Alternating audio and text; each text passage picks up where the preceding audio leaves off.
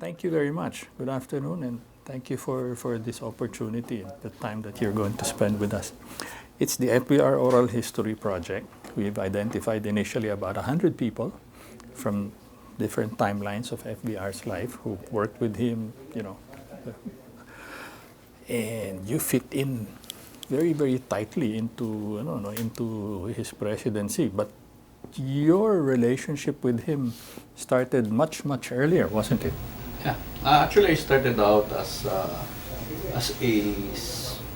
we actually were I'm one of the pioneers of Special Action Force with then Colonel Ray Velasco, San Rizon, Sendong Ferrer, Boeing Elarcio.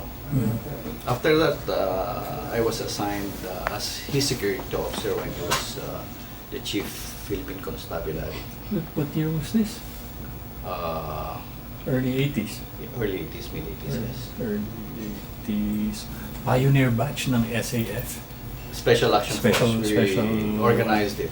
Oh, okay. I graduated as a Scout Ranger from the Philippine Army. Okay. So I joined the Special Action Force in its organization years. Oh, okay. Pero you were PC or were you? I was Philippine Constabulary Constabulary. at that time. No? Yeah, because Okay. police was then separated from the Philippine Constabulary. Iba yung yung Yes. INP. Correct. Yeah, okay.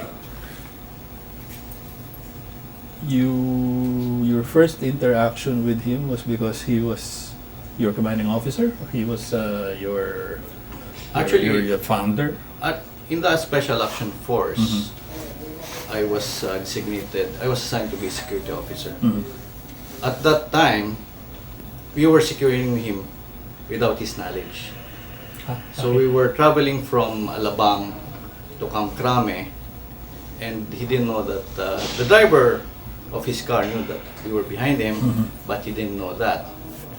Until one time, he discovered why another car was parked in front of his house, and he went down and he saw one of my officers, and then by then, you're required to already be not so repetitious but overt security.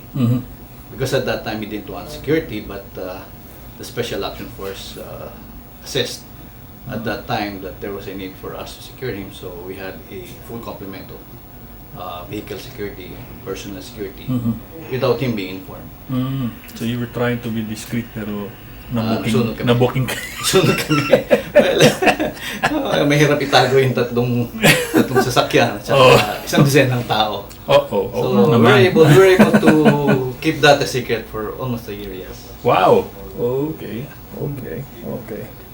What was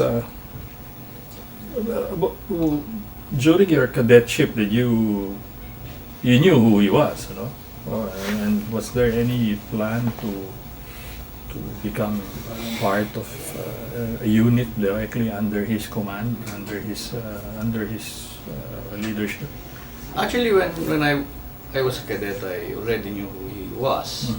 And when I was assigned at the Special Action Force, after I graduated from the Philippine Army Ranger training, I was assigned to the Special Action Force. I never thought that I will be assigned to him, except that at that time I was assigned to him with another officer.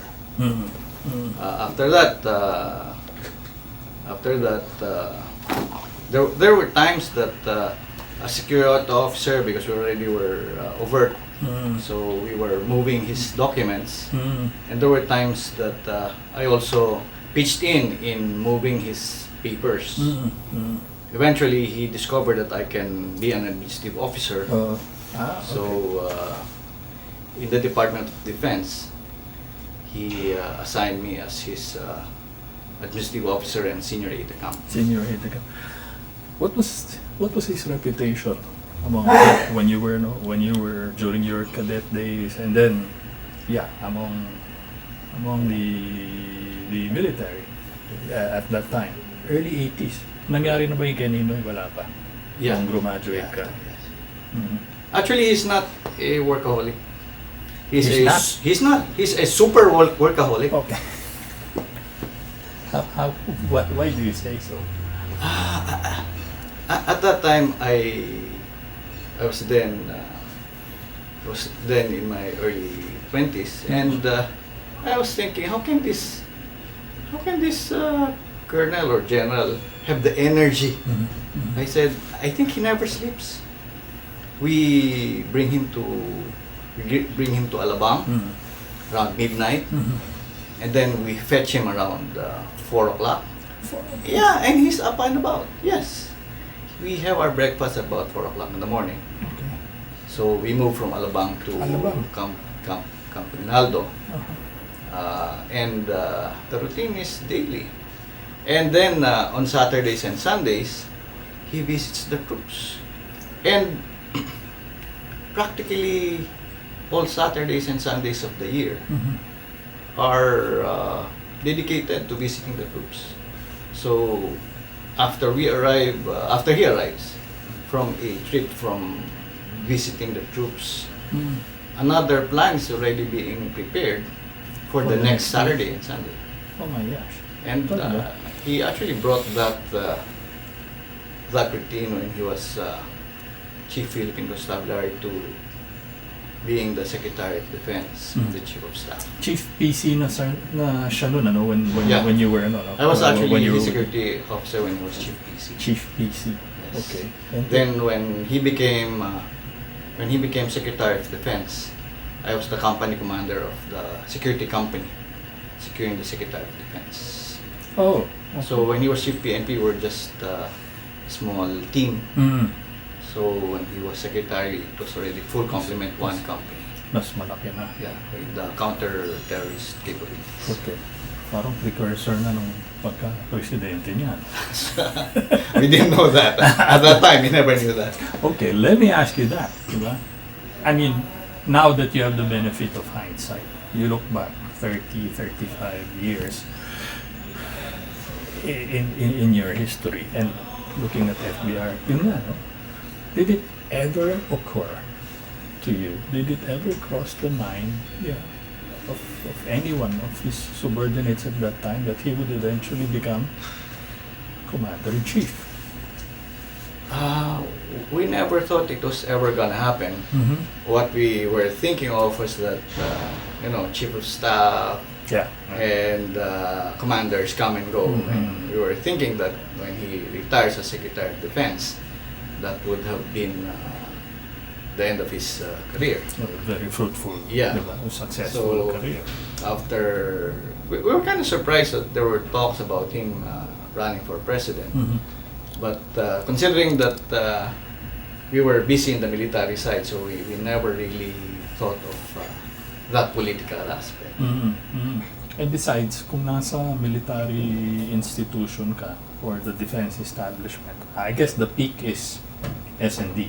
Yeah, that would have been the peak of your career. But then again, I guess having been the son of UN politician, and I guess it's also in the blood, and I think we have seen that and are seeing it up to now. Okay. You still remember the first personal encounter, face to face? Yes. What was it? When was it? This was in Camp Dangwa, and I was still... Sa Norte. Yeah. I was brought to him, he talked to me, and he said, why don't you work in the intelligence office of the Philippine Constabulary then, under Colonel Batang. So that was how I started in the intelligence community. Wow. And you were fresh off the academy. Correct, yeah. Talaga? Naghahanap na rin siya ng tao niya. Binubuo niya. I really don't know. He's so secretive that even us, very close to him in the office, don't also know what really is happening a lot of times. Talaga? You couldn't second guessing? We cannot. Primarily because we are actually used to compartmentalization. Even within the office, there are some staff who may not listen to conversations and who may not be allowed to look at the documents coming in and out. Oh, okay. Okay. So I think that's basic military protocol. But then again, as far as he's concerned, he's juggling a lot of, during that time was Chief PNP, Vice Chief of Staff. So there are different circles of personalities Oh yeah. that Right. don't necessarily intersect. So we have to make sure that they are kept apart. Okay. Okay. SAF, well, Special Action Force. Yes, he's the father of the Special Action Force. But I understand there's another meaning to it. Ano ba yan? Sariling army ni Fidel. Yeah, eventually. No, was it a part of the banter that time? Actually, maybe they say that because it was his brainchild. We were the ones who made it happen. But then again, he gave us the concept, he gave us the requirements, and he gave us the resources.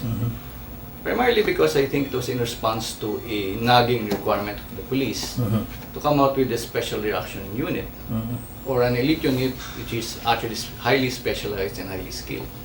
At that time, we didn't have that in the Philippine Constabulary, and neither did the police have it. INP, Yeah. no, INP no. So we had at that time there really was a need for an elite force to quickly respond to anti-terrorist and anti-terrorist and counterinsurgency missions.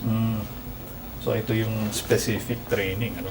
Yeah, because we also realized then that the Philippine Constabulary and the police have their own units. They call the SWAT. But then again, we needed a hard-hitting, quick to deploy, and specialized group of people who can be deployed on a moment's notice, but would have had the resources, the equipment, the special skills to do that. As a matter of fact, in the Special Action Force, we had a requirement that you're supposed to undergo training practically every quarter, and you're supposed to have a firing proficiency. Yeah. Wow. So you have to have a refresh of your specialization or to learn other specializations, and you have to pass the proficiency test in terms of pistol and rifle. If you don't get your allowance for the month. Hala. So initially I was in my, because you have to have a high proficiency. Initially I had to use about 500 rounds of caliber 45 to be an expert to be able to shoot without aiming. So Oh my gosh. Oh. and for you to be able to aim your M16 without actually raising your rifle. So That was very FVR, no? Kailangan proficient ka, hindi lang brains, ano, pero proficiency in your other skills. I think the concept of the Special Action Force is that there are 8 members in the team. Each member has a specialization. Specific, ano. So not anybody can replace you in the team. I think that's also in any organization. But then again, you have to be the best in your field. You have to be the best sniper, you have to be the best team leader, or you have to be the best communications officer the team can have. So I think, funny, but this was the very concept that I brought to office operations. The concept of military Special Action Force, the protocols. I translated it into running an office. I'll get into that, ano. In the meantime, the time that, well, your junior officer days and your time with FVR, that was also at about the very crucial period in our history. Ninoy was assassinated. FVR was vice chief, and eventually, because Chief of Staff Vera had to go on a leave, FVR became acting Chief of Staff. Correct. What ano yung impact nun sa the men in the Constabulary and the AFP? How was FVR taking? What was your read of FVR taking all of that in? Actually, we were hoping that then General Ramos will do something about solving the problems of the armed forces. And yeah, we were members of the Reformed Armed Forces movement, the RAM. And the plans were already afoot in terms of doing something like EDSA, except that EDSA was something that was preempted. But anyway, the armed forces, because of its culture, we just obey, we just don't complain, and we just follow. But then again, I think by then It was getting politicized. it was getting politicized, and we also had become very aware, not necessarily jaded about what had been happening, but we also thought that it was our duty to the flag to do something about making sure that the resources for the soldiers reach them, that they have the boots and the uniforms and the medicines for them. So these were basic issues that actually were hurting us. And we thought, as young lieutenants, we thought that we really had to do something about it. And Why General Ramos? Why were you guys looking at General Ramos? What was in his character? Was Ver tainted? You didn't like Ver? You didn't like the circle of generals around General Ver, and FVR was a more viable, high-ranking official to look up to? actually, General Ramos was somebody that maybe instinctively is the last person you're going to think would lead something like that. Okay. Why? First, he's the relative of the president. Yes. Second, he's the vice chief of staff of the armed forces, and so he's directly under the chief of staff and the president, the commander-in-chief. He's the chief GPC, and he actually follows the chain of command. Except that we were, particularly for me, I worked closely with him, so I saw that he was not in that kind of a mode, that he was just going to blindly follow. He's not going to look out for the welfare of his men, and that was not him.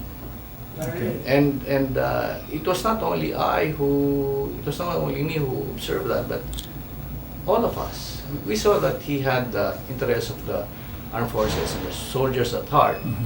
That maybe, for me, I thought, if he were not there, we would have been in a much dire situation. So he was helping temper the situation at that time. And he was like what? A caution against Yeah, continued I think politicization, abuses. he was actually trying to temper the situation in terms of trying to not aggravate it, not let it slide further, or not let it worsen. Except that there are, primarily because as you said, it's politicized, there are things that he cannot also control. These are decisions that are made by officials higher than him that he cannot reverse. But we can see that with the way we've been also processing documents and doing things for him, he was trying to also do what was ideal. But then again, there are political realities on the ground that nobody would actually reverse. So we just roll with the punches. You used the phrase "all of us." That meant what? RAM members, or Actually, primarily RAM members, but the whole armed forces, because it would have been difficult. It would have been difficult to move the armed forces if the majority or the bulk or the center of gravity was not there. We would not have been able to do that. So what? He was like a stabilizing force. He Or was the more voice like of reason. he puts equilibrium and more like an equalizer of sorts. We call him the rallying point. Talaga. Somebody who can run to, somebody you can look up to, Mhm. somebody who's not gonna leave you, Mhm. somebody's going to lead you. Mhm. Were you able to see if he was troubled or he was uncomfortable over the situation? And I'm talking about what, maybe 83, 84, 85, the height of the protests. He never overtly showed it to us, Mhm. even to the closed circuit. Mhm. Except that you will sense that he has a problem when he gets out of the car Mhm. and he feels so exasperated. And he's not the type who vents his emotions. He just keeps it to himself. Mhm. But you already know what had happened, but then again, he just keeps quiet and he doesn't talk about it. Mhm. I think that is part of his upbringing, that he doesn't talk about bad things to other people. Mhm. So he keeps it to himself, and if he is in a problem solving mode, Mhm. he calls the people to consult and brings them to a closed room meeting, and that's it. Ah, talaga. So all Mhm. closed door meetings. Mhm. Mhm. You were already doing what function? You were already head of his security, detail, or what? I started out as his security officer. Yeah. Then eventually, over time, I became company commander of the security company assigned to. But that was S&D. Yeah. Here I'm talking pre-86. You were security officer. I was his security officer because of Okay. I being assigned to the special action Okay. force. Okay. Okay. You think he knew about EDSA? Or yeah, you mentioned it already. There were plans to topple Marcos. Tama ba? Did I get that right? There were plans, except that preparations were being made, Mhm. and I guess we were just waiting for the tipping point Mhm. Mhm. Mhm. to happen. Mhm. So we were hoping that we will not be initiating it Mhm. once we reach the tipping point. Mhm. But having been trained in special operations, all of us had been planning for it for years. Mhm. Mhm. For years, what? Since 83 or Yeah. much earlier? Basically, yeah. Initially, we were in the military. We have something like we call it an O plan and an O port. Yes. An O plan is more of a general plan, and O port is for operations. Mhm. So there were contingencies being prepared just in case this scenario, Mhm. that scenario. Mhm. So we simulated different scenarios Mhm.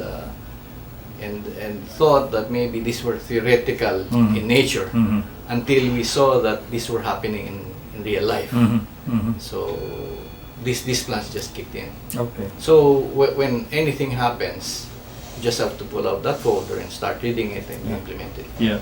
Yeah. But the tipping point eventually was Yeah. EDSA. When somebody got caught and somebody, yeah. Mhm. Mhm. So FVR knew it was happening. of course. Okay. Okay. But yeah, when what I mean to say that he knew what it was happening. Mhm. I guess he didn't know that he was going to get arrested or something. Mhm, So mhm. I don't think he really knew. Mhm. But those were things that we already had brainstormed and Mhm. simulated. Mhm. What if? Mhm. Pero ang naging problema yata was the AFP side of the run, di ba? Dahil nag-hole up si Minister Enrile, di ba? In Aguinaldo, and the Gringo and his other batchmates were there, di ba? And then what? Actually, Tell me the sequence.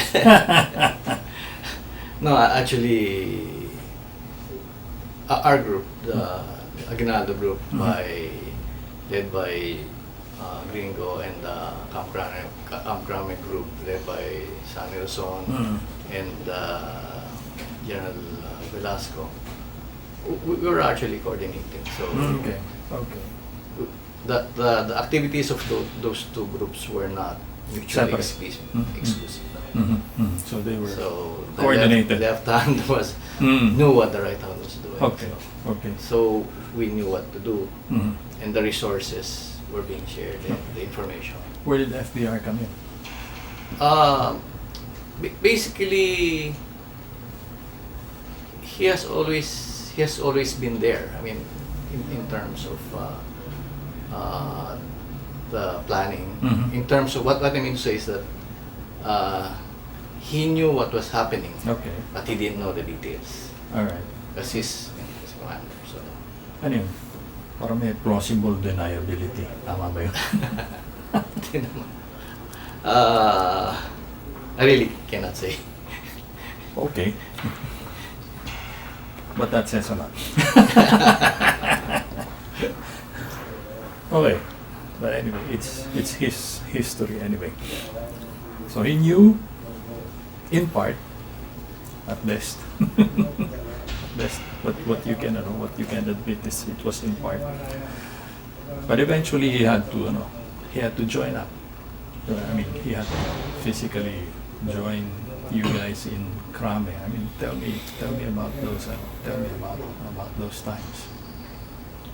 Actually, they were in Camp Aguinaldo when Yes. with the secretary and Really, yeah. So they started to move to Crame. Mm-hmm. And at that time, we already had contingencies in terms of securing Crame Mm-hmm. and the units that we are going to bring from outside. Mm-hmm. So we called in the units that were supposed to be coming from outside, Mm-hmm. General De Villa, General Sarmiento, Yes. and others. So they were. What we actually did was assign some of our special action force units to some of them so that we can easily bring them in. Mm-hmm. So there were identified units in the AFP that had to be drawn in to Crame, and some had to be kept at a distance as blocking force, Yes, reaction yes, force. yes, Yeah. yes. So it was not that everybody was in Crame, no? Because we were the target. Of So course, you had to. the mass was actually around and outside Camp Crame. FVR was also calling in the other units, RUCs, the Yeah, area correct. commanders. Because he meets them on a weekly basis, so Mm. it's actually first name basis in terms Correct. of his relationship with these commanders. Crucial ba yung role niya? Was his role crucial? Yeah, because let's look back at the organization that actually brought it. EDSA 1. This was the armed forces. So the armed forces is a highly structured and highly monolithic organization that looks up to one commander, and he is the highest commander that we can ever get. Yes. The number 2 guy. So it was critical that he was there.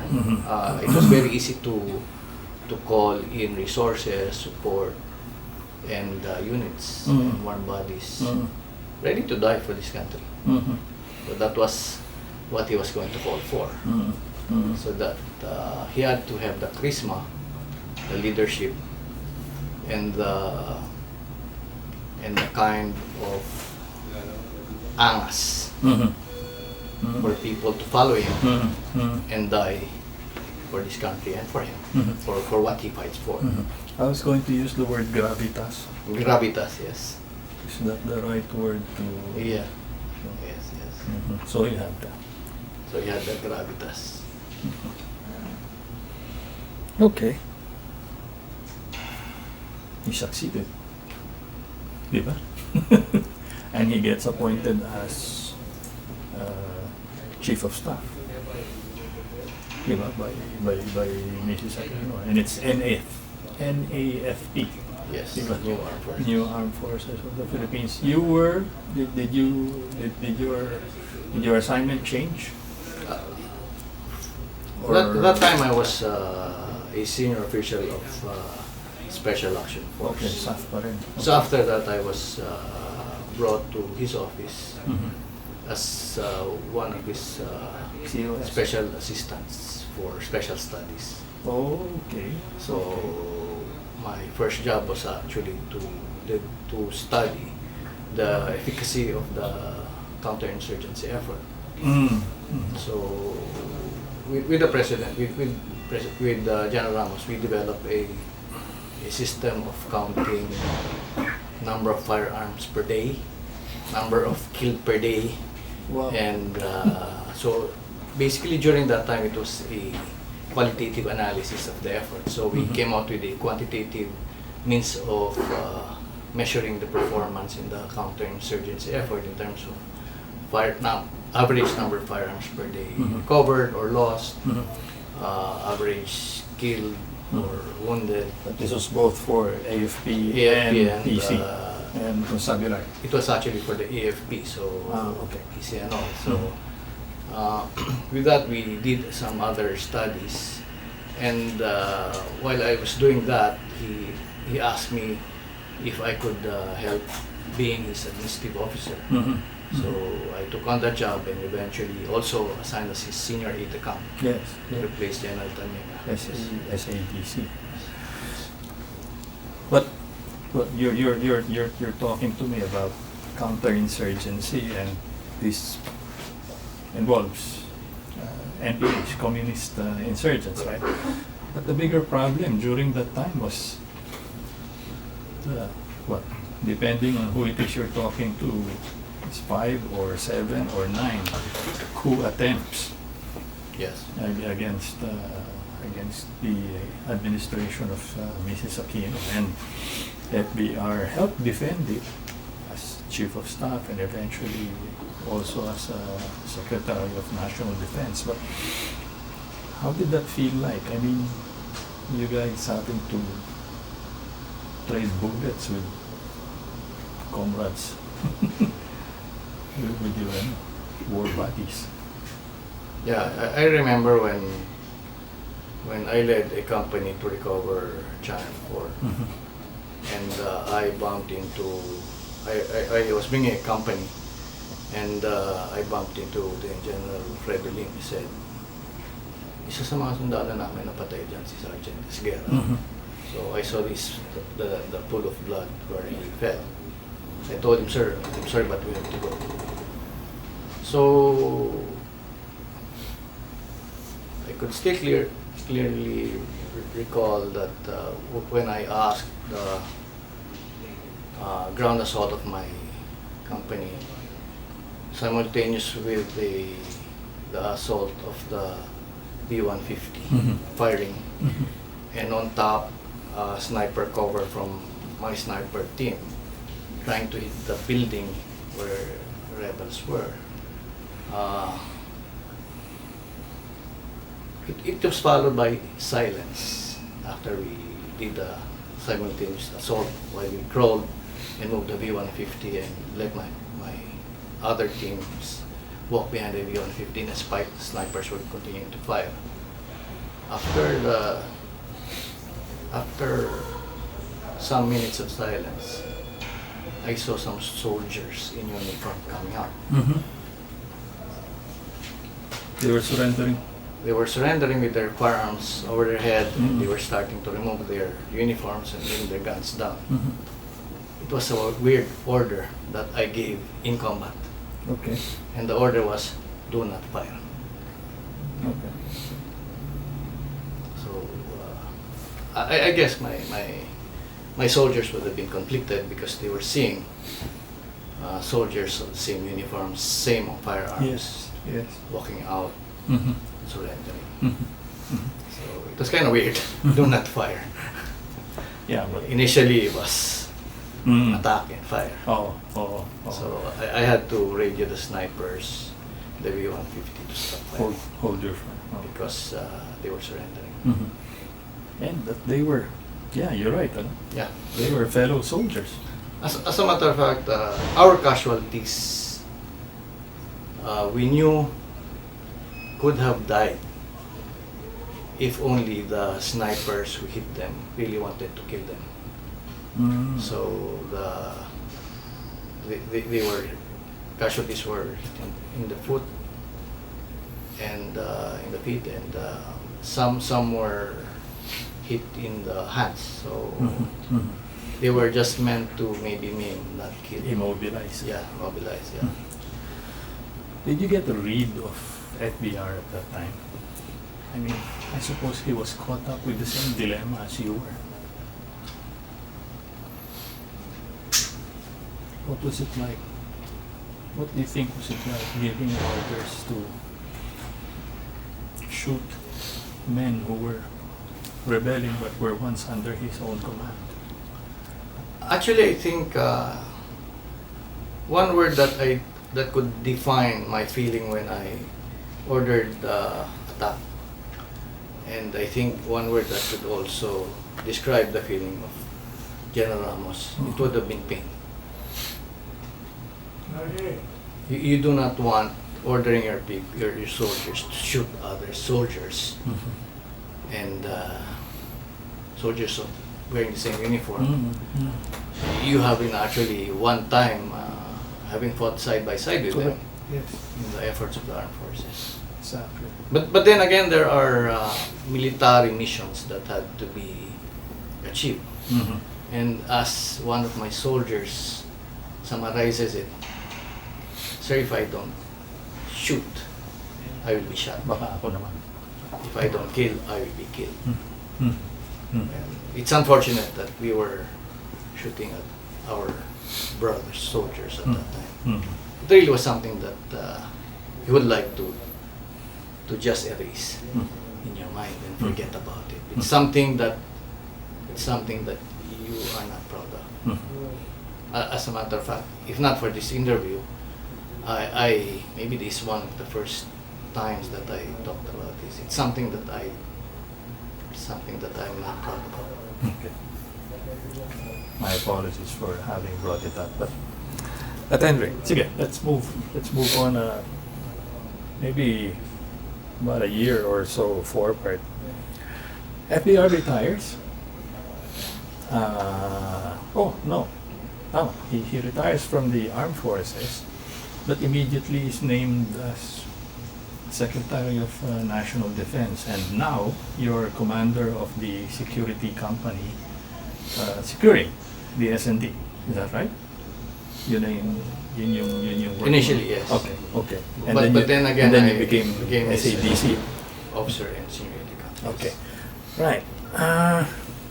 Ito na ba yung panahon na nakita ninyong parang hindi na military yung he's turning politician? Did you see that? Did you see that transition? Actually, him being sort of a politician is intrinsic in his job as a chief Philippine Constabulary. Oh, why so? Primarily because at that time he had to interact with governors, mayors in terms of security. Yeah. Okay. He was like the SILG of sorts, because there was no SILG then. So he had the opportunity to interact with politicians, and the job required him to interact well with politicians, particularly up to at least mayor level. So when he went to become Secretary of Defense, I guess his political savvy is something that he brought along, and which was further honed as Secretary of Defense. His ability to get the support in terms of the mobilization in his strategy of counterinsurgency strategy of clear, hold, consolidate, and develop was achieved primarily because of him being able to mobilize the political support from all the provinces in the country. If not, the counterinsurgency effort would have been more challenging or slower at that time. More difficult. Yeah. to manage. achieve, yeah. Yeah, that's right. And the counterinsurgency effort was not a single mission of the armed forces. It was actually a Yeah. multi-agency Right, right, and one government effort, primarily Mm-hmm. because it actually hits at all of the different angles and levels of our society. So it needed a whole government effort. Okay. When was the first time you noticed that he was looking at something higher? SADC ka na nun. Yeah, I was in the camp. I think there were. I didn't really sense that he really wanted to aim for something higher, except that people brought to his attention his viability of being president, Okay. and surveys were being run by groups, meetings were being held to convince him. Mhm. So it took some time for him to be convinced, because not because he really didn't want it, but because he also had to assess the viability of such an ambition. Mhm. Which was very him, ano? Studied muna. Calculated, and then precise. Saka gumalaw. Uh, You remember the first time it was, I mean, at least when you were around, that it was broached to him?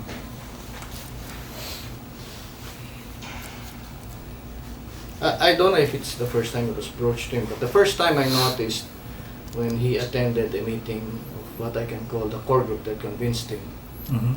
he was angry because he thought it was initially a joke. Talaga. I guess he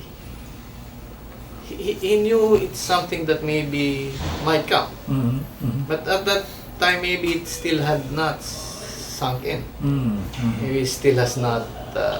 It was one of the initial stages where he had to stop denying Mhm. that maybe he cannot do it, but Mm.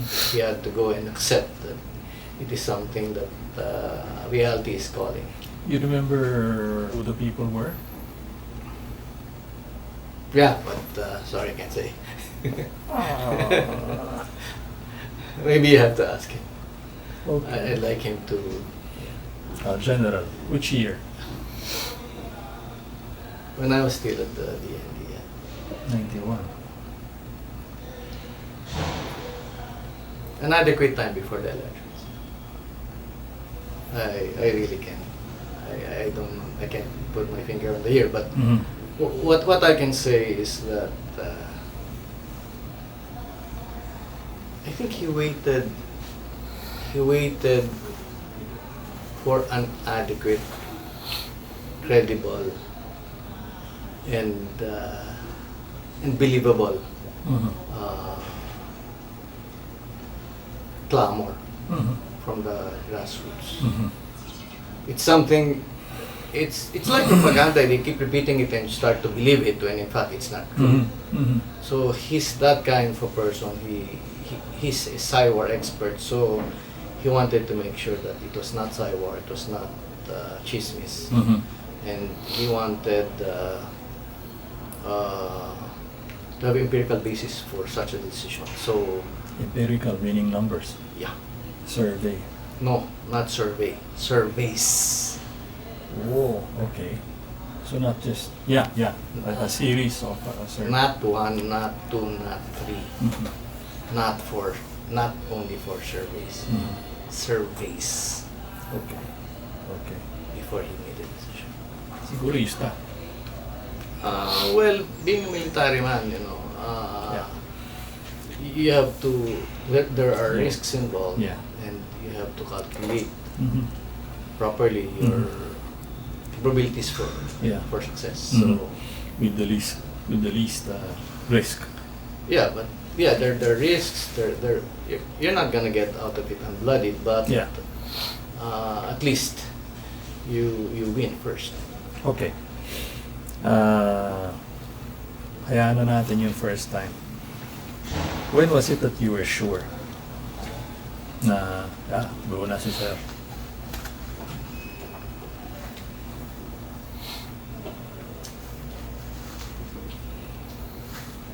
I guess there's not really a first time, except that we didn't believe it until he submitted his certificate of candidacy. Because up to that point in time, he was still checking and counter-checking. Although he was at the top of the survey, he just wanted to make sure that all bases were loaded. It was not just something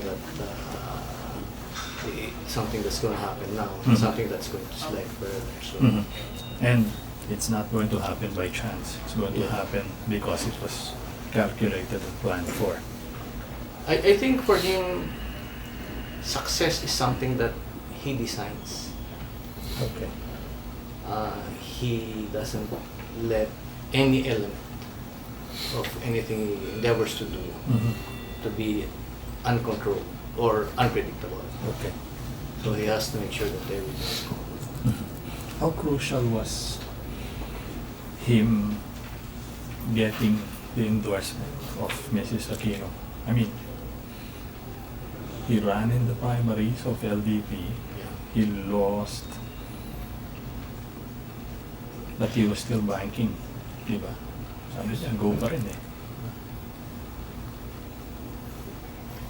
I think we all know by now that the endorsement of a sitting president has a number of percent points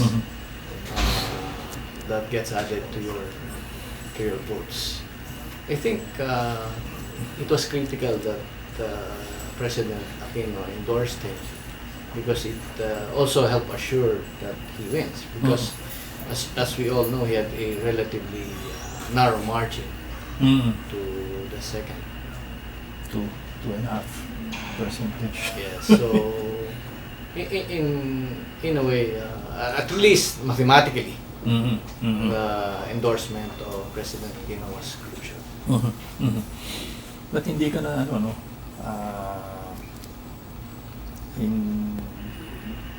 I mean, when he ran, he resigned his post. Correct. Right, as Secretary of Defense. Diba? But you told me earlier you were still assigned to him because of this assignment.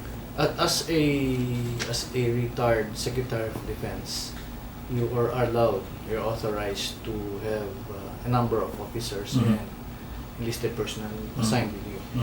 Okay. Naka-detail.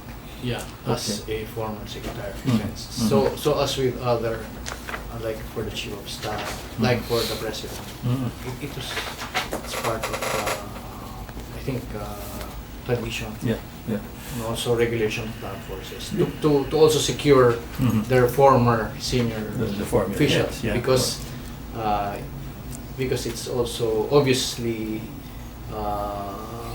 for the security of also of the armed forces that their former chiefs who have led the counterinsurgency or anti-terrorist effort cannot just be neutralized after they retire. Yes. Did you help him out during the campaign? I was not active in his campaign. I was not allowed to be active in his campaign. But my job was actually to take care of his office at that time. Ito na ba yung panahon na sinasabi mong dinala mo na yung natutunan mo from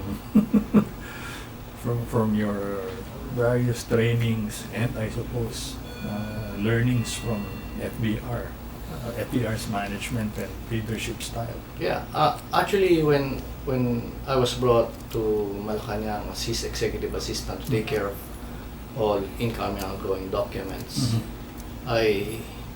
we sort of reinvented how documents were supposed to be processed for the president. Okay. We introduced the use of barcodes, of holograms. We introduced the use of teleconferencing. At the time that teleconferencing was very expensive and that we had to have 6 special PLDT lines bundled just to do the teleconference between Manila and wherever the president was abroad. We had already done that. We introduced the use of instant photos for APEC. It was funny that Even President Clinton said, after receiving the 8 by 12 photo of him and President Ramos then, he talked to his staff and said, hey, why don't we have something like this in the White House? These are American computer products. Why don't we have something like this? So it was heartening to hear that from President Clinton, that they didn't have something like that in the White House. And FVR was actually very, very much into it. You know? He liked using technology. You know? I guess he's one of the first, if not the first, head of state to use satellite phone. And the satellite phone then is not the satellite cell phone we use now. No, it's the antenna is as big as the big umbrella we have nowadays. Yeah, we call it a payong. Yes, and we brought that to Brunei, and we learned that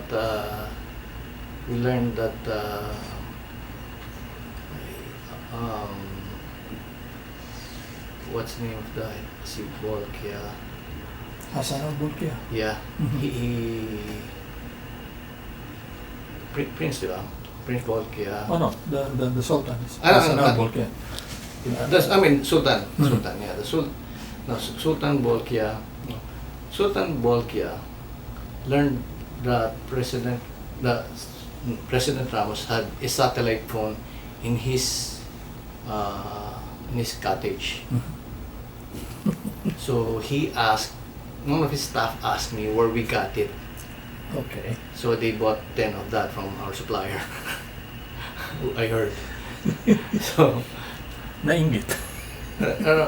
No, but the nice thing about President Ramos is he asks a question, and for us we take it as a mission.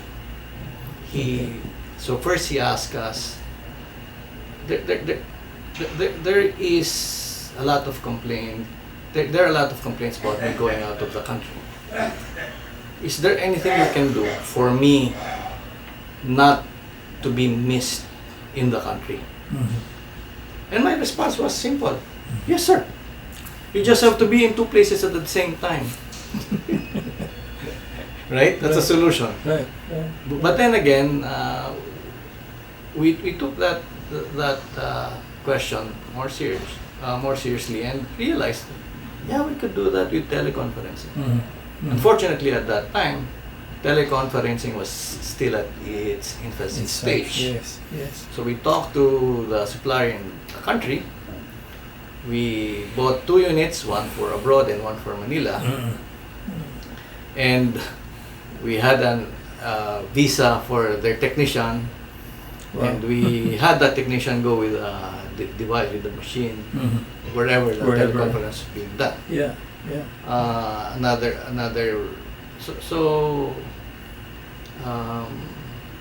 Even for the use of barcodes, even for the use of holograms eventually, were things that were done when we were given the mission to make sure that the documents are not falsified, documents are not retouched or revised after they get signed. So these are the things that had to be done. It actually became hallmarks of the Ramos presidency. The Ramos presidency, in terms of office administration, is known for the concept of completed staff work. There you are. Sige. Yeah, completed staff work Go means there. that you bring a document to the president only once. So, in terms of documents, if you were to submit a document for an invitation, 2 letters already attached. One for accepting the invitation, one for declining. So that the document only comes in once. If you're recommending for a directive by the president, you should already attach the draft directive written on his stationery. So we had to distribute numbered stationery to all of cabinet members, which we accounted for. But that's also because it was the result of him being a very detailed and very thorough person by nature. Yeah, you're trying to avoid the term. He's OC. He's OC. Obsessive compulsive. O sige na lang. Sige na. Yeah, because he was he was an OC person. Yeah, literally he does the I's and crosses the T's. And if you saw a speech that he had revised, it's all with his handwritten corrections and up to the period. There was a time that we were trying to check speeches that that were supposed to be given to him, so that we do not read through. At that time, there was still no spell checker, so we do not read through and skip the words. We read the speech backwards, so that we knew that we were checking word for word. Sometimes when you're reading, you actually skim through it, so you skip the spelling, the grammar. So with the absence of spell check, we were reading the speech backwards, just to make sure that we don't get criticized by the president for skipping a word or for not seeing the word or misspelling it. Correct. Yes. Tell me what life was like because of working under a person who was OC. The president normally goes Baka naman home. pareho lang kayong OC, sir. The president goes home about anywhere between 10 p.m. to around midnight to Arlegui. Then he's back in the office anywhere between 4 to 5 o'clock in the morning. So technically, I just went home to take a bath, shower, change my clothes, and go back. So I get my breaks during weekends when he goes out of town. But Monday to Friday, we're kind of tied up with a lot of his work. Now the challenge is that completed staff work requires that you prepare the documents for him before he starts the day, which means to say that when he's asleep, your office continues to work. You're still working. Yeah, before he wakes up, you start to prepare the documents to be presented to him, and when he leaves, you work on the papers. He leaves in the office, and that's a cycle. But then again,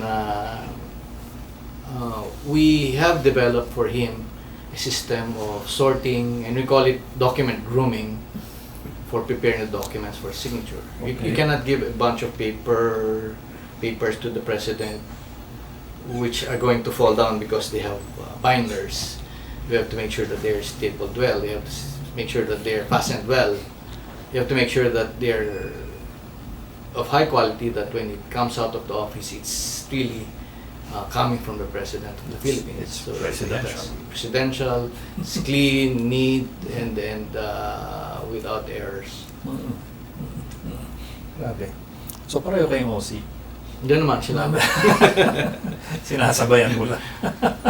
I think the point is this: having graduated from military special operations in Special Action Force and Ranger, we adopted basic concepts in military operations, in paper operations, like cross-loading. Cross-loading means you do not put your eggs in one basket, or you do not put all of your people or your resources in one place. Yeah.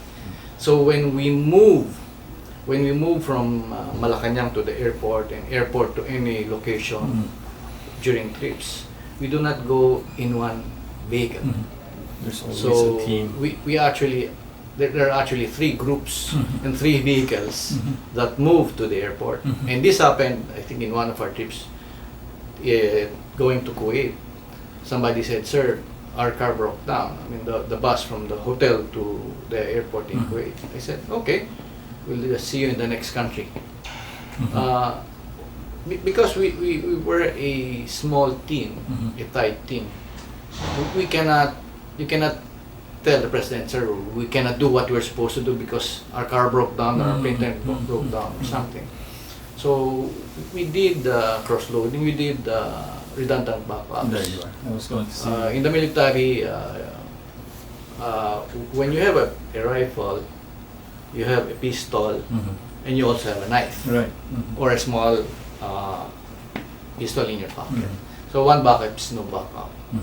So we always move with 3 of each, not 2, 3 of each. You have redundancies So to cover. we have 3 groups, 3 sets of people, 3 computers, 3 printers, and we make sure that we work wherever he is. So Philippine Airlines had to have the approval of Boeing to put a 1 meter by 1 meter by 2 meter aluminum box inside the plane, because we had to make sure all of our equipment were It's loaded in the passenger compartment, not in the baggage in claim.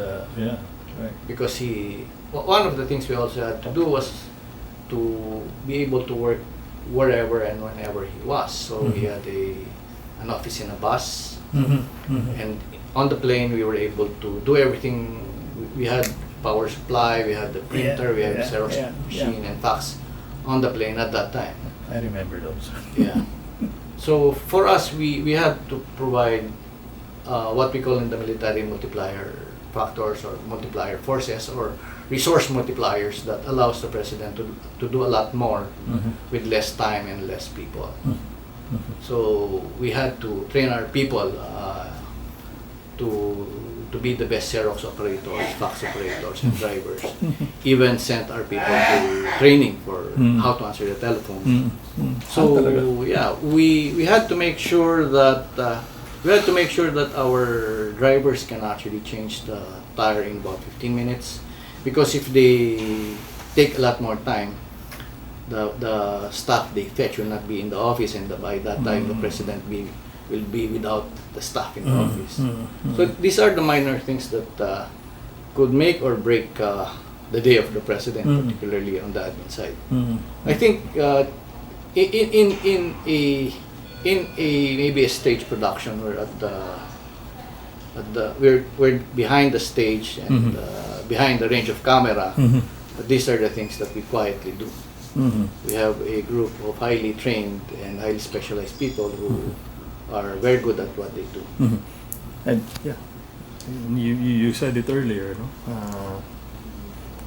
A team of 8 people, each operating their specific skill sets and specialities, and you all just have to blend together. Yeah, and as a work. matter of fact, our Xerox operators and computer operators were using radios. We had radios. So we don't shout to each other, "You're supposed to Xerox this for the president." No, we just use the radio and say, "Xerox this."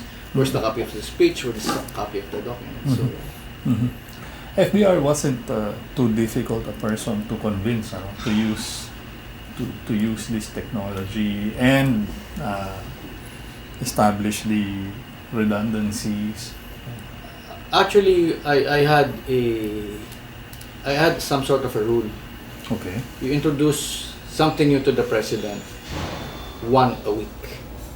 Wow. 1 a week. Because as simple as for example,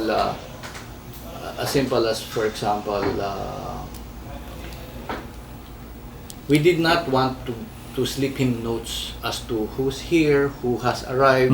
So you have a call. So what we did was actually to get small TV monitors from Japan and connected it to a computer behind the wall and into the other office. So we're sending him notes on the small monitor. Wow. So there are things you would introduce, and he has to get used to how are we going to write the memos, how on the screen, how big. So we just had to manage the learning curve. But 1 a week, so that's about 50 a year. It's okay. Times 6. Yeah, like for the teleconference, just have to explain to him. One of the things we also had to make sure of was that you tell him what are the capabilities, and don't forget to tell him the limitations, particularly of technology. So then you're okay, because you have to get his clearance if we will be allowed to acquire the technology. So there are a lot of computer and high-tech devices that we acquired during his term. Even when he was Secretary of Defense, any new product, particularly of Apple at that time, we had one. Talaga. During that time, the Newton, the touchpad, the precursor of the iPad, we had that, the first one. Anything that was new, we had it first. When we learned about the fax, we got two. Anything that would expedite the operations of the office. And then yun nga, the satellite phones from the payong to eventually just the small, the small maleta. Yeah, we had that. Actually, I think we had the big payong, the small payong, and the maleta size satellite phones we had. And even for the digital camera, at that time, the digital camera cost, I think, at that time, almost 200,000 pesos. Okay. And it was only 0.75 megapixels.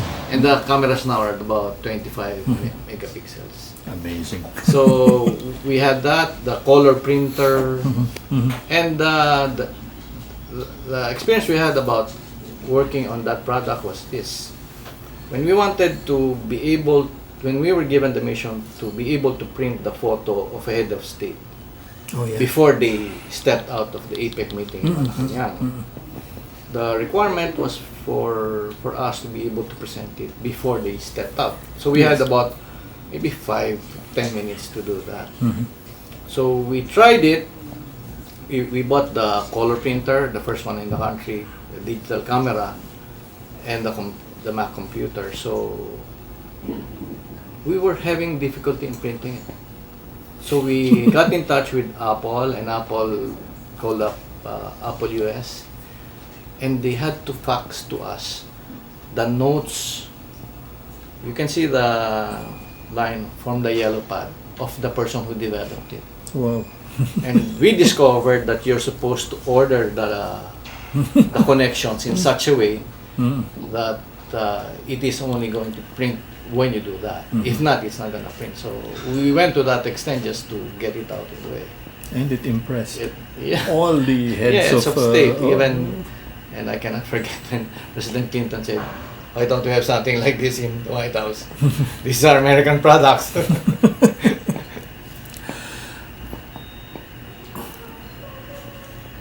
Using technology as a tool for governance, it actually made work a lot easier and governance a lot easier. Actually, what we did was we introduced the use of the electronic, how do you call this, transparency tape, transparency. Then you use an electronic one connected to a computer. Then the next generation was the LCD projector. The first LCD projector that we could get for Malacanang was in the state dining room. It was as big as half a refrigerator, that big, and very expensive. And it had to be installed far from the screen. So the challenge was, the moment you install the projector, it was hitting one of the chandeliers of the state dining room. So what was the solution? To raise the chandelier. So for the first time, somebody had to request presidential approval to raise the chandelier, which he did. Which he did. Sir, tell me what it was like knowing everything that had to get to FVR was passing through your desk first. Actually, my role was to first prepare the documents physically, which means to say that we have to remove folders, we had to remove binders so that when you give the documents to the president, they're squared away. Second is that all documents that he would read would have been checked particularly for documents he was to sign. They were all documents he was to sign. These were all well prepared, checked, and ready for distribution in effect. These were the things that we had to make sure were done. This was part of completed staff work. And I was not the only one doing it. All members of my team were doing it. The receiving clerk could actually reject a document if the addressee is not the president, if the year is wrong. So effectively, we had quality assurance centers At every or step. circles at every stop of the document for my staff. So somebody to check small details, somebody to check the substantive, somebody to check the legal and all. So mine was the final stop to make sure that all of these have been done. So we were doing this more like a routine. We do not exercise discretion. So we do not delve on the merits of a document or what it purports to recommend, but more of the syntax and the format and the looks and feel of the document. Okay. But that was very sensitive information passing through you. Yeah, but what we did was there was a protocol of who can handle which kind of document and how we handle them. Okay. So not everybody in the office is allowed Had to access. to check the documents. If there were sensitive documents, this would have been sealed and I would have been authorized to open them. Ikaw nga eh. So that's in the military we call that secrecy discipline. Yes. And that I applied in my job for being executive assistant for 3 presidents. Oo nga. Estrada and then GMA. Yeah, the protocol is that I do not divulge information that I see. So Dadalhin mo na sa ano mo yun. yes, sort of. Yeah. Okay. Nag-iba ba yung work style ni FVR? I mean, from COS, SND, tapos naging pangulo siya. Ano yun? Naging mas intense pa siguro. O mas thorough.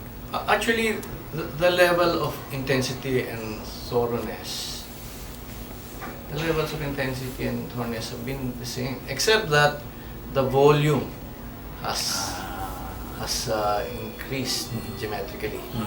So we had to come out with a system of being able to process documents going to one person, making sure that all of the levels of the organization know that. So we had to bring in even the cabinet to know what urgent means, what rush means, the countersign and the color coding of the documents to make sure.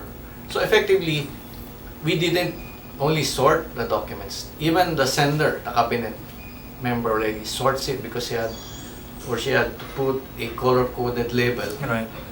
If it's urgent or rush. Urgent means in the hour, rush within the day, so that we know how to process the document. So even for paper operations, I call them, we had analogous operations to military operations. You brought that discipline in. Yeah, because in the military it requires precision, and so does the operation of documents. They have to be with the president at a certain time. But not everything goes to him. So we had to sort, we had to time. Ang tanong ko, may mga humingi ba ng photo? Singit mo naman. The challenge they have is this.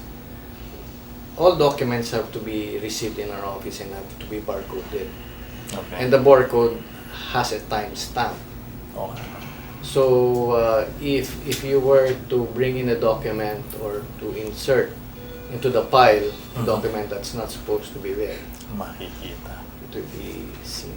And I think one of the things that we also brought to the office is the professionalism in terms of handling of documents. If we expect a document will have to be rushed to the president, then the president will inform us anyway, so we've been alerted.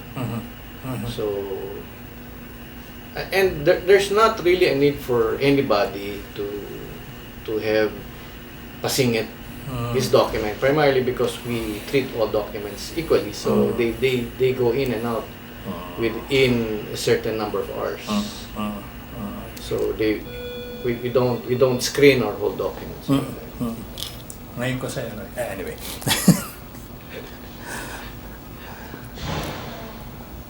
What if may slips? I mean, tao lang naman po. But what if may slips? And I want to bring out some of the temper flares. Actually, we talk about temper flares. We always kid Paano magalit? we always kid among ourselves that if you get bowled out, you're in the inner circle.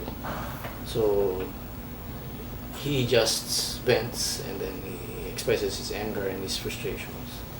But the funny thing about it is he's angry at you when in fact it's not your fault. So he's just venting. So we realize then that when he gets angry, he's not getting angry at you as the individual. He's getting angry at the situation. And he just wants somebody to hear his rant. And then that's it. I think it's also part of his stress management. If he doesn't verbalize it, then it affects him. it's just going to blow up. But effectively what we're saying is that it's part of our job description to help alleviate the stress the boss gets. You just listen and start nodding, and you're not supposed to make a comment unless you're asked. But then again, after that, then he stands up and as if nothing happens.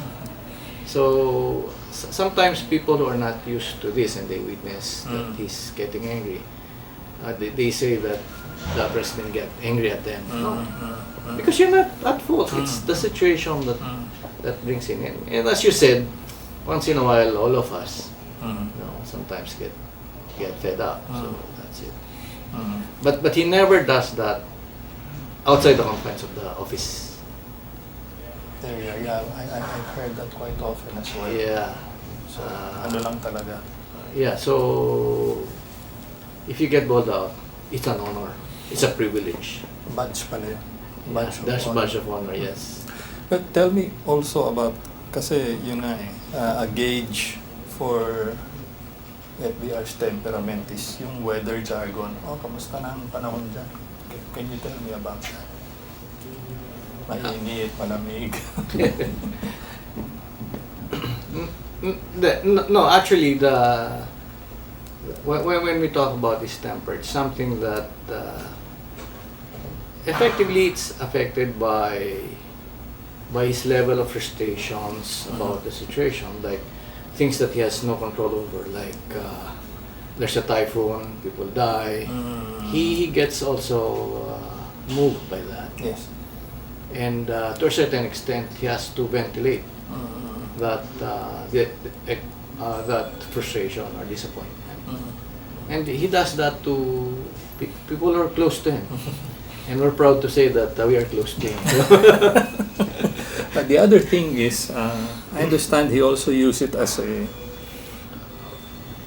may official cabinet man or whatever nearby. Na actually, siya yung sa kanya may problema si FVR. And then he starts bawling out the staff within earshot. So, message sent pero indirectly. Is that something? I have not been in that kind of situation because normally we're in a closed closed door office environment when he does it. Because when he starts to work on paper, so there's a gamut of different situations and problems he has to face. So these are things he has to respond to. Okay.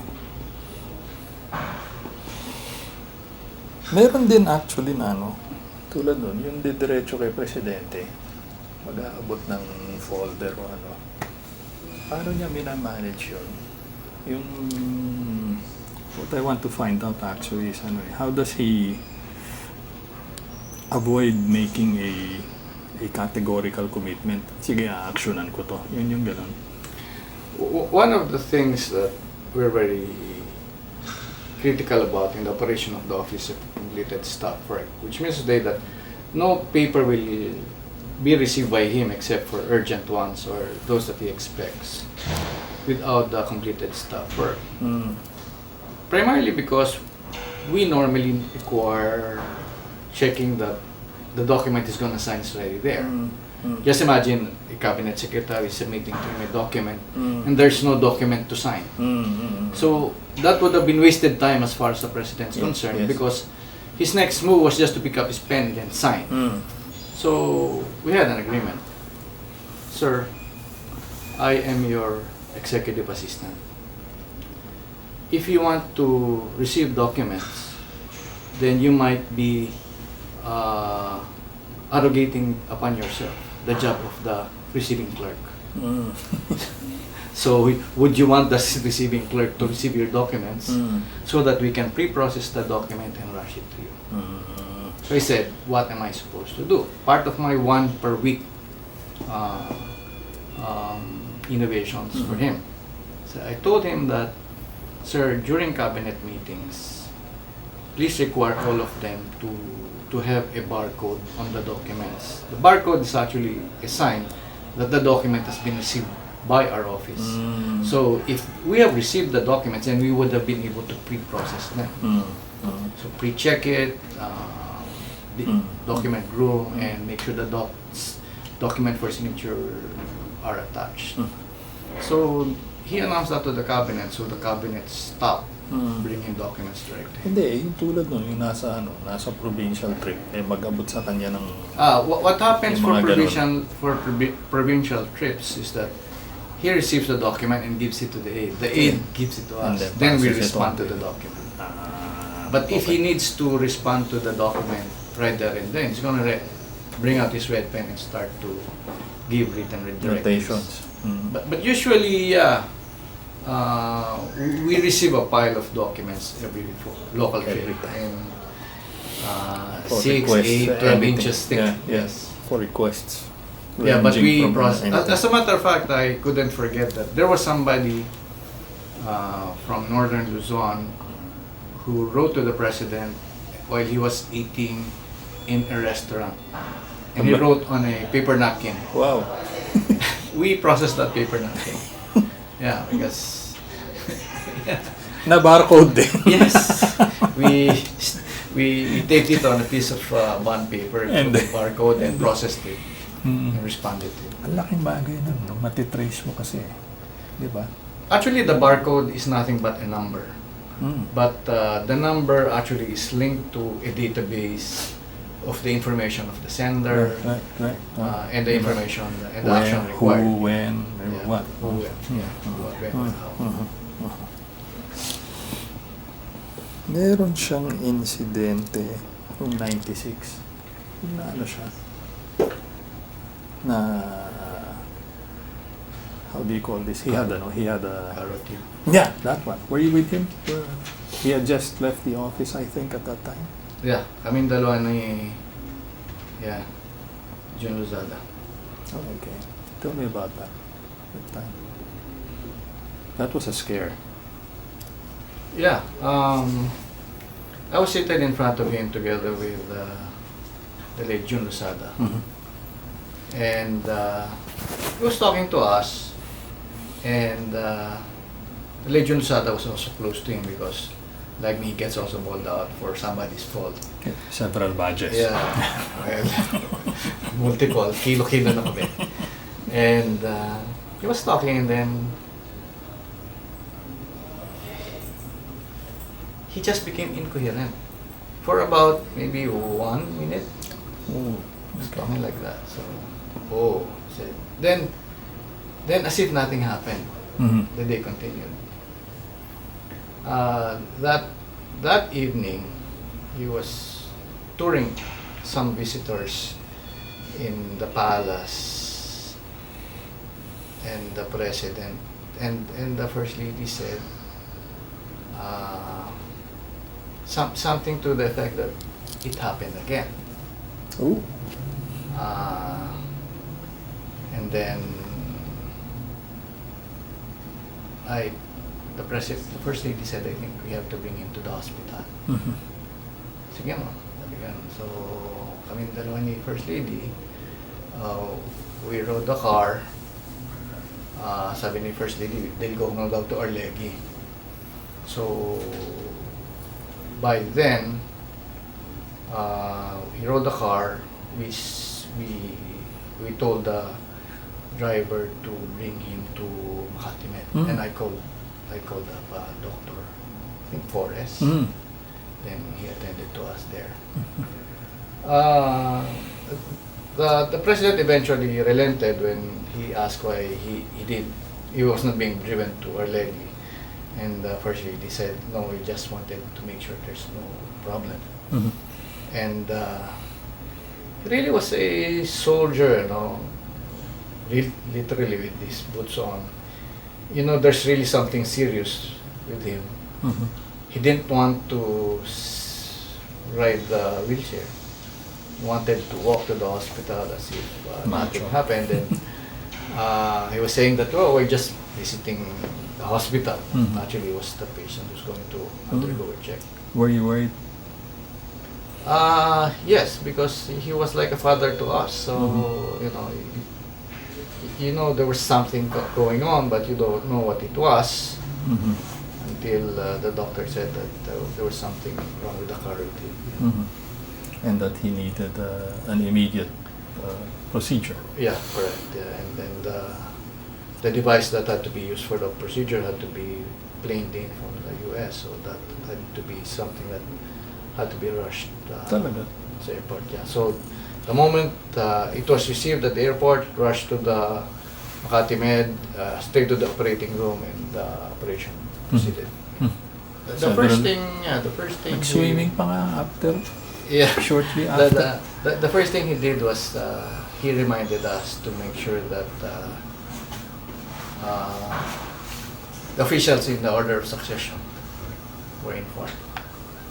That meant Vice President. Vice President, Speaker, Senate President, yes. Tell me about how hard-headed he was. Oh, he's not hard-headed. He's very hard-headed. Okay. I like the way you. I like the way you clarify it. He's actually the president of the Philippines. What can you do? No one is higher than him. Oh. And even if it mattered, if his life mattered, he didn't want to be. Actually, ganun katigas ang ulo. To a certain extent, maybe having reached his stature in life, to a certain extent, maybe some sense of invincibility also kicks in. I mean, I don't know if that were true, but I think to a certain extent that maybe he believes that he's doing things for the good of people, so he's going to be protected, quote unquote. Invincible na. Superman. Iron Man. Yes. Plastic Man. Tex Man. Naalala mo pa ba yung People's Initiative firma? The move to amend the Constitution. Yeah. Because at least a certain sector of society felt that he lacked time and he needed more time. Was that something you shared, that he needed more time to finish his job as president? Or was 6 years tama na, yan yung prescribed eh? one of the things I realized was that as a president of a fixed term of 6 years, expect to be a lame duck in your last at least 1.5 to 2 years. So I was thinking, what can a president do to make himself continue to be relevant up to the last day of his term? Okay. And if people already knew you're going to be out of office next year, they start to check their political alignments and eventually evaluate their realignments and implement such realignments. And before long, you have a lame duck president. My sense is that that move was more. I could look that more like part of the democratic process. But from a strategic standpoint, I think it helped minimize the feeling of him being lame duck too early. Oh, talaga?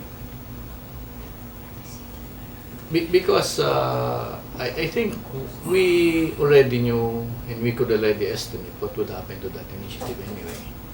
But then again, it made people think that he still continues to be a strong president up to the last day, instead of thinking of him as a lame duck.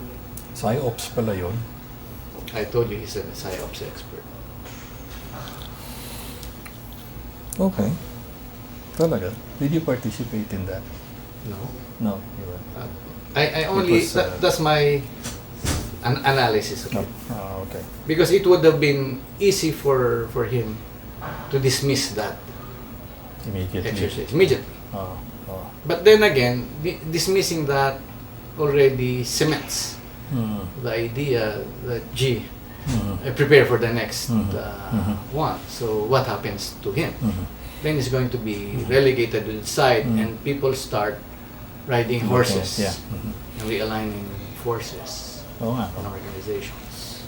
Had he... So had he said that we're not gonna go this route, because he said let it go through as part of the democratic exercise, then people will continue to think, at least the public continue to think that he still is fully in power and in command, instead of a lame duck president.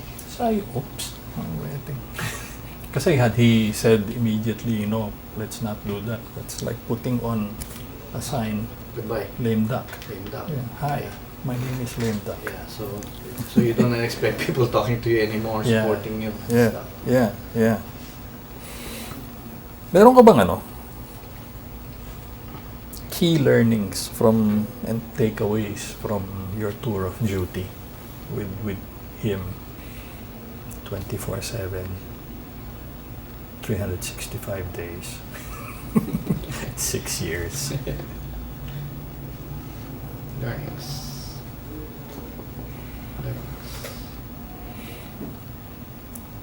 O yun na talaga yun? Maging OC ka lang, okay. Actually, I think when you work with him, take the concept of implied mission seriously. You don't have to be told and you don't have to be asked. Anything that would elevate or level up your performance as a member of his team, that could push up his performance and his efficiency, is something that you have to do without having to be told. So, as simple as when I was doing his papers in the morning, 4:30 in the morning, so he would sign, switch on his light in the car, and start to sign. And then the first days I was giving the papers to him, these were all unsorted. So I started to sort them, and then I started to put the documents that had to be signed attached to them, and then I had to put the approved or disapproved documents attached of it. So these are things that he never told me to do. He never expected me to do. Mhm. But if these things you do actually impacts on his efficiency, then just do it. Try it. If he doesn't like it, he's going to disapprove it. If not, then you would have missed an opportunity. Mhm. When I talked to him about, sir, by the way, we were kidding about being in two places at the same time. Mhm. Sir, there is this technology, Yeah. there is this budget, Mhm. there is this visa requirement for the technician, there's this procurement proceeding we have to do, procedures we have to do. So effectively, I laid out everything to him. All he has to do is yes or no. Mhm. If he approves, Mhm. everything will have to be done. Mhm. If he disapproves, we trash it. Mhm. So he says okay. So a lot of other times there were instances where we had to invent solutions, Mhm. to devise solutions. Just like when he said, I'd like to have an instant photo. That was a simple statement. But then again, we started to go out and search for the technologies, the solutions. And it Then was came there. back Mhm. to him. And it didn't stop there. When we bought the first digital camera, we had to upgrade, and then upgrade the printer. So we did. And these are the things that are not in your job description. Mhm. Mhm. These are the things that are not specific to your discussion in your joining up process. Mhm. When he was asking me to join him, Mhm. it was simple as, can you be my administrative officer? That's it. Mhm. He didn't line up the things that I needed to do, I needed to improve or needed to introduce. Mhm. But these were the things that I did for him. Mhm. But he expected So- you to do the job, but not just do it, but do it Do it well. the best. Primarily because I realized that as executive assistant of the president, I was not competing with executive assistants of any Mhm. in the country. Mhm. I was competing with executive assistants of all heads of state Mhm. in the world. Right. And I have to be one of the best, if not the best in the Mhm. world. Mhm. Mhm. So it was just like the simple example when we went to Canada. Before my team goes on a foreign trip, we send 4 cloths, Mhm. pieces of cloth Mhm. with the drawing of the footprint of the equipment to be put on the table. Wow. So what we need was the PSG, the security group, to put this on top of tables already in the hotel room where the president is going to work. We have a big hotel room beside his bedroom. Yes. And this is where we bring our own fax machine, our own Xerox machine, our own paper, our own staples, because the staples in the world, there are about 8 different shapes. Paper, different thickness, and so with fax machine. So we bring everything. So these are the things that the president is not going to tell you to do. But what he expects is the moment he goes to your office, these are ready. Mhm. And we were heartened to hear one time that the Minister of Foreign Affairs of Canada at that time, he saw what we did. Mhm. He said, may we copy your style? Because Yes, sir. because with that, we didn't have to have an advance party for our group. Mhm. We have in the drawing where the telephone line will be dropped Mhm. and the extension cord will be connected, and that was it. So we have to put an extension cord here, the telephone line here, and stuff. So. But these are the things that I say are part of implied mission. You don't have to be told, you don't have to be asked. Because you're supposed to be special operations. And to a certain extent, we were operating with some precision. Mhm. The fax machine has to be here. Mhm. This kind of equipment has to be here. Special equipment has to be here. Mhm. The extension cord has to be here. So by the time we land and we unload our stuff, within 30 minutes, we're operational. Yeah. Yeah. But that also, I guess, required a certain mindset, and immediately I'm thinking the military mindset. FVR also brought in a lot of former retired military officers into his into his administration. Some say that he militarized his cabinet, with the appointment of so many former military officials and military officials. I mean, you were an example. You headed his back office. But there's something in that military mindset, Tama ba? I think one of the two words that I said implied mission. In the military, we are actually focused on the mission, making sure that we do everything and anything to deliver on the mission. So if we have a problem, we go around the problem, we go over it, under it, or through the problem just in case. But we have to deliver on that mission. So I think that sense of focus on the mission is critical to us.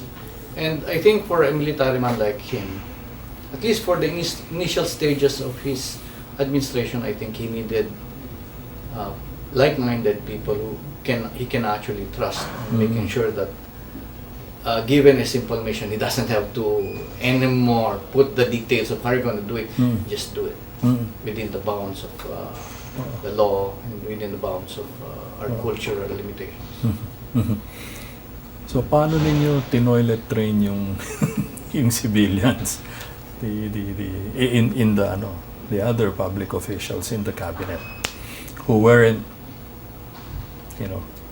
brought up, who weren't trained with that skill set or with that kind of framing? The nice thing about the cabinet of all the presidents is that they're malleable and they adapt to the style of the president. And I think what they need is just the consistency of the style. Which means say that if he rejects receiving documents on his own, then he has to do that consistently. If he allows some of them to go direct to him, then he has to do that for everybody. I think as far as the cabinet is concerned, the administrative aspect or the paper aspect of daily operations of the president is something that has been taken lightly, which for us I think we turned into a science.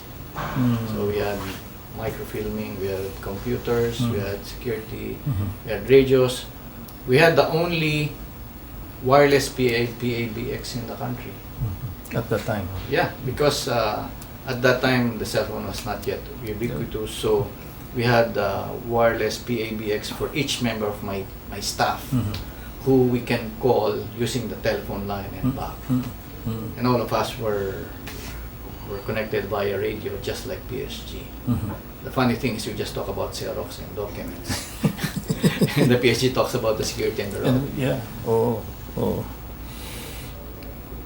What do you tell people of your stint with FVR?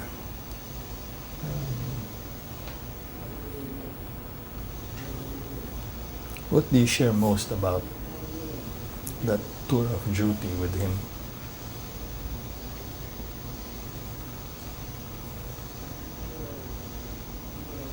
I think can be encapsulated by the expression ibang klase. Ibang klase. Why so? He is to a certain extent too much into. He has a big eye for details. So there were a lot of things that others would take for granted that he will not. I guess maybe he became president because of that.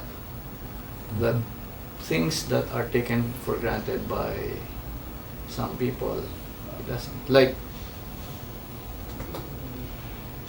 I believe, I tested this and I believe it. He said, if I meet you, I will always remember either your first name or your last name. And he does with a lot of politicians. And I've seen that in action when he meets some people during People's Day. the next time they come by, he remembers the first name or the last name. Yeah. Oh. Yeah, I think it's a gift as far as he's concerned, and it allows him to connect to people. And his role is, you can have any mistake in the document that you send to somebody, but never have a mistake in the spelling of the name and the title of the person. Right. He's very critical about that. And it's very personal. Very personal because to the person. Yeah, so that's one of the things that our receiving clerk is very sensitive about. If there's a mistake there, balik. reject. Return to sender. Those are the things that we look out for. How did those key learnings tide you over in your career? When his term ended, you continued on to serve 2 more presidents. I think my terms of reference for having been retained by 2 succeeding presidents was the same. That I delivered the same level of quality of work, of efficiency, and secrecy. Applying secrecy discipline. Anything, any document submitted to the president is between him and the sender, and nobody else. So naging highway ka lang, daanan ka lang. Yeah, and the thing is, part of that is the protocol of literally being invisible, not being seen. So I don't get. I have to wait for the cameras to go out before cabinet meetings, before I enter the cabinet meeting. Oh, yeah. But primarily because I'm just a clerk, a glamorized clerk for the president. A very high-ranking clerk. Glamorized clerk naman. But some people would term you as the literal president.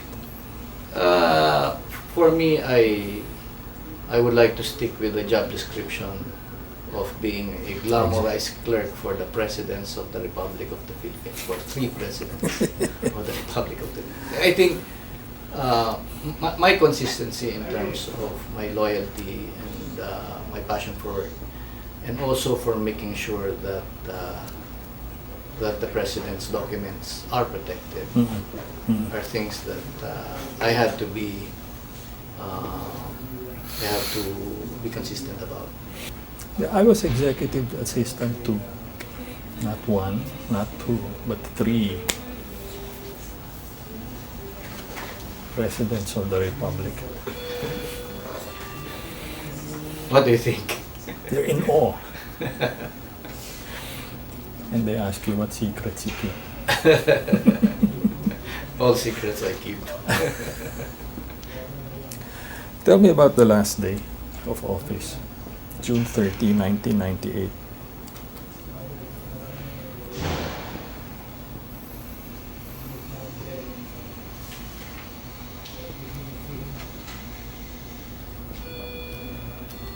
It was a blur. It was a blur. Bakit?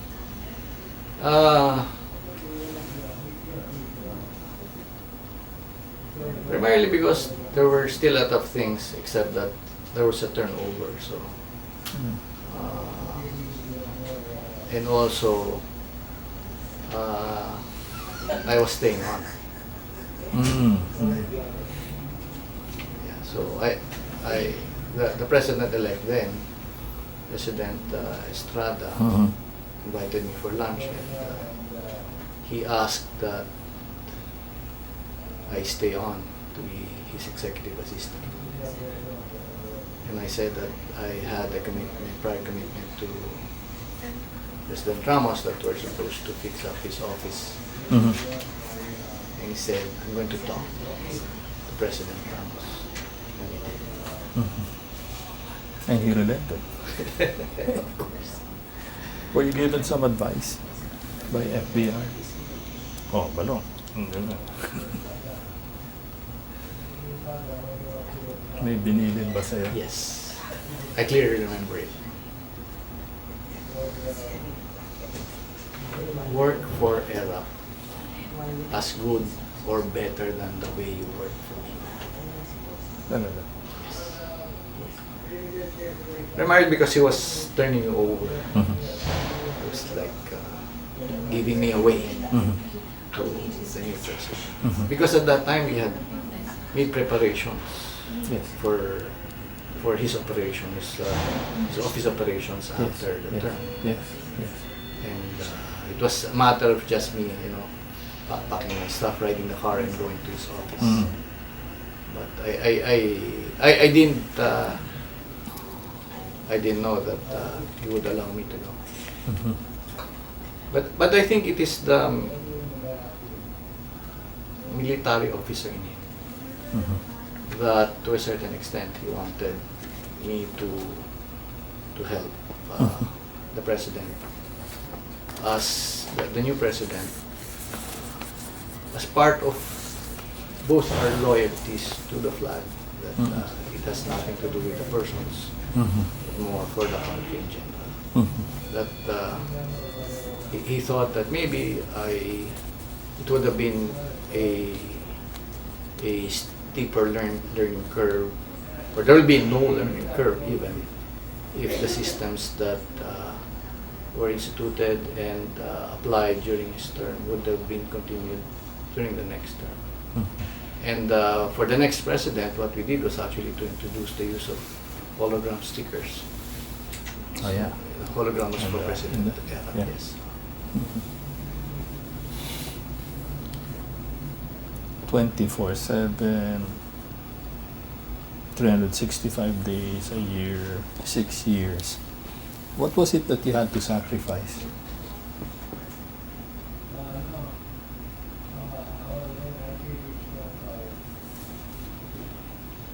Being a military man, I think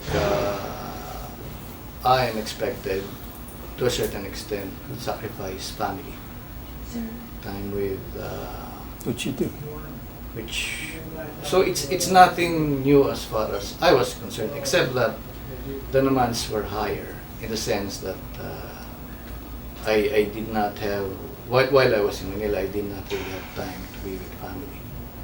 Actually, when our daughter was born, I was in the hospital when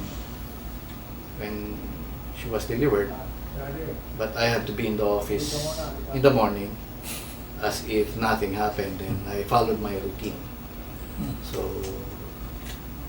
I think that's normal or usual of soldiers. And I think I shared the experience with that of President Ramos, that he himself was not able to give, I think, more time to the children, and even to Mrs. Ramos. Role model mo siya.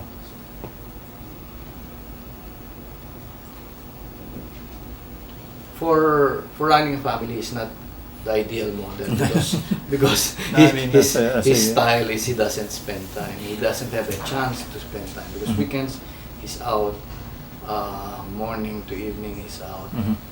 So, but I'm actually very thankful that she has Mrs. Ramos. I think behind the successful president was a very loving and understanding Ming Ramos, and the children too. What I meant by role model was as a military man, as a public servant. Yeah, I think to a certain extent we looked up to him as our model for the quality of work, the dedication and the passion in delivering service to our country. That was what the PMA had ingrained in us: courage, integrity, loyalty, and dedication to the flag. That no matter who the person is up there, be the president, you be consistent to your loyalty to the flag. As a matter of fact, when they asked me how can I work with 3 presidents, I said simple: if you work and look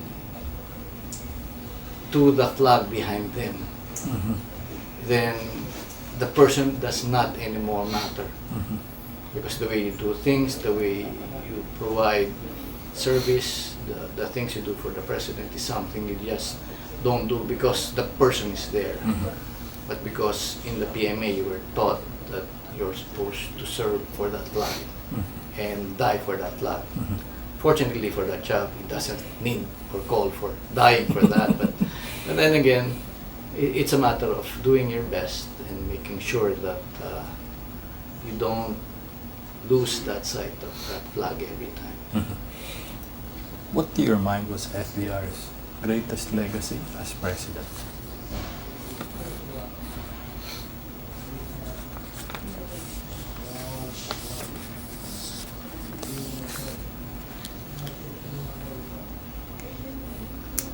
I think he has a lot of legacies, except that maybe what stands out for me is for him being able to bring the Filipinos together, the military, the civilians together for and rallying them to a higher level of hope and aspiration as one country. Was able to unify the armed forces, was able to bring the people together to race towards Philippines 2000 and higher ambition towards a more economically robust and resilient country, and for us to be proud.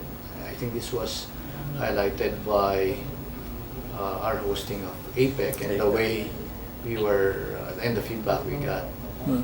But I think every president is crowned with his own challenges, and he was able to, in effect, emphasize the need for us Filipinos under his leadership to forge on. And I think that challenge continues to this time and to this day. And we look up to the president, just like the armed forces looks up to the secretary and chief of staff for them to give light as to where we'd like to go. But then again, as I said earlier, the aspect of the implied mission that we as individual members of the Philippine society of this on the Philippine boat have to pick up our own oars and start rowing, given the direction and the drumbeat given by the president. But then again, with 105 rowers, it's really a challenge. Yes. And of course, with the internet age now, it's more challenging even because communication becomes a lot more diverse, a lot more malleable, a lot more Disruptive. yeah, disruptive in a sense. Yes. Would you do it all again? In our group, yes. Talaga. Thank you very much. Again, it's the flag.